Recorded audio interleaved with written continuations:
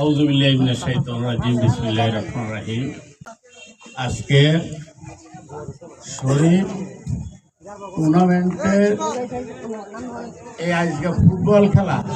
এখন সবচেয়ে মজার বিষয় হলো, দেখেন অন্য অন্য আড্ডা দিত, এখন সবাই দিত না।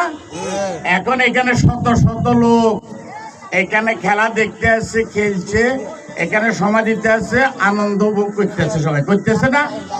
এই ধরনের খেলা আমরা ভবিষ্যতে আমরা ইনশাআল্লাহ এটা অব্যাহত রাখবো।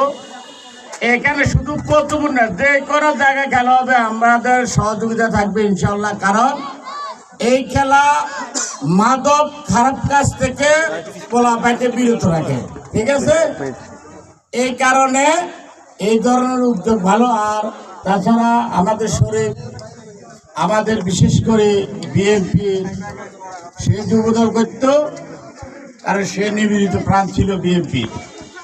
যার কারণে আরো ব্যাপকভাবে সুন্দরভাবে কিভাবে করা যায় আমরা সামনে ইনশাআল্লাহ আরো ভালোভাবে করবো ইনশাআল্লাহ। প্রতি বছর ইনশাআল্লাহ আমরা করবো।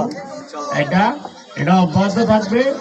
এবং যারা খেলাধুলাতে আসেন, আপনারা কেউ মারামারি, কোনো জ্ঞানজাম এগুলার মাঝে জড়িত হবেন না, বিশেষ করে।